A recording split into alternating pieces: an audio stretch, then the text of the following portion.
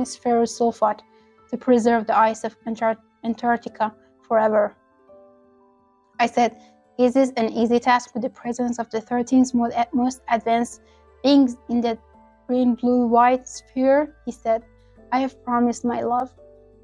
Know that you're hidden in the ammunition depot. They're watching you right now, and probably they have aimed a missile or an arrow at you. You will explode in a few seconds.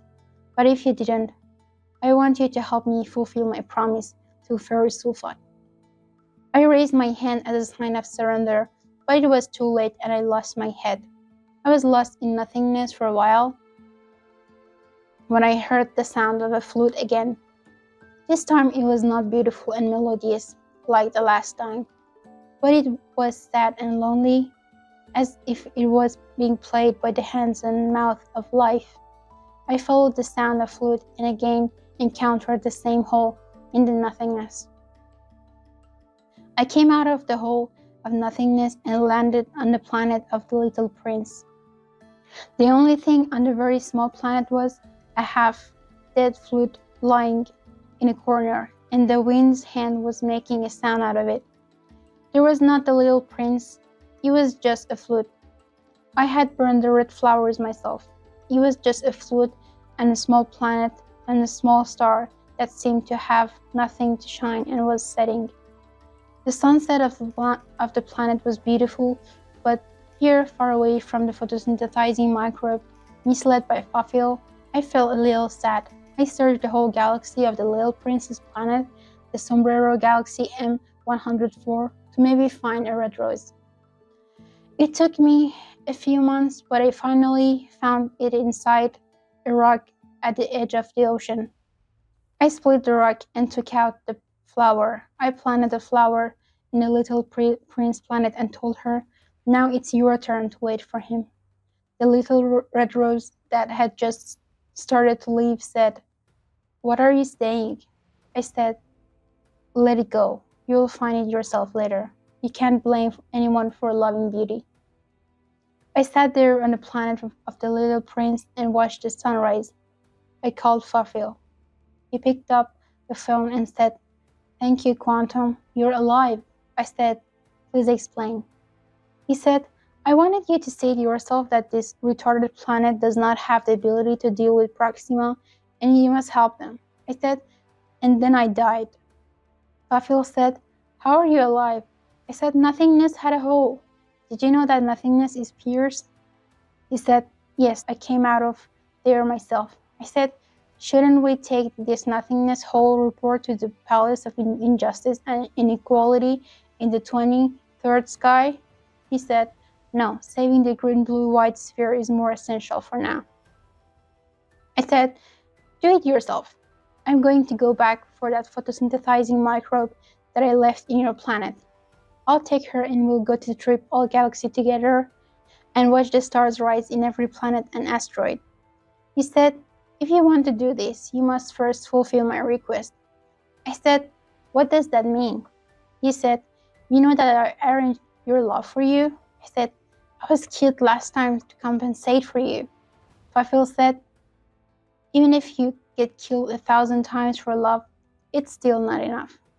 I said, I will not do this for you.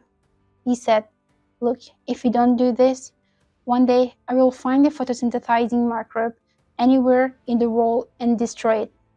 He became an enemy to me in the same way he had befriended me. I said, okay, but promise me that this will be the last time you threaten me with the photosynthesizing microbe. He said, I swear by the memory of ferrous sulfate. I said, okay, how can I help you? He said, go to the Proxima Centauri B and take the photosynthesizing microbe. Then go to the green-blue-white sphere and inform them about Proxima Centauri B attack and conspiracy against them, and ask them to prepare for this. Zark Muckerberg is the head of Illuminati there. Go to Zark Muckerberg and explain everything to him. He has a secret feud with the interclustral court. I told him, the Illuminati have never accepted the responsibility of this nonsense planet. The only thing they know how to do is to throw ridiculous cult rituals and praise themselves with self-righteousness? They are stupid and have less intelligence than the peanuts on the half a spoonful of uneaten peanut butter planet. Have you forgotten that the condition for entering the Illuminati community is to have an IQ lower than peanuts on half a spoonful of uneaten peanut butter planet? They have never helped, but only occupy themselves with increasing their self-confidence. Phaphil said they have wide networks that spread the news, and they are also looking for a name for themselves. As soon as they realize that they can act as heroes, they will do so. So go to Zark Muckerberg and make him aware of the threat of Proxima Centauri B attack and ask him to make weapons for the planet and prepare the space equipment. They must form a space army and build space bases to scare Centauri B. Maybe Proxima Centauri B never attacked them because they're quiet people and are not interested in making noises. The first thing every Centauri B learns in school is to try to live within 2.5 until 3.3 quantum decibels and not exceed it, or you risk a peaceful execution. This is one of the 5 important and main laws of Centauri B. Of course, not selling the pink color of their feet was part of their law, which they are breaking recently, so I'm not sure about this plan. Have the Centauri B reached a new level of civilization that they are rewriting their constitutions now? The green-blue-white sphere has never such ability and can never compete with Proxima Centauri B. Ask Zark Muckerberg to prepare for the Proxima Centauri B attack and inform the entire planet. This was the mission given to me by Phaphil.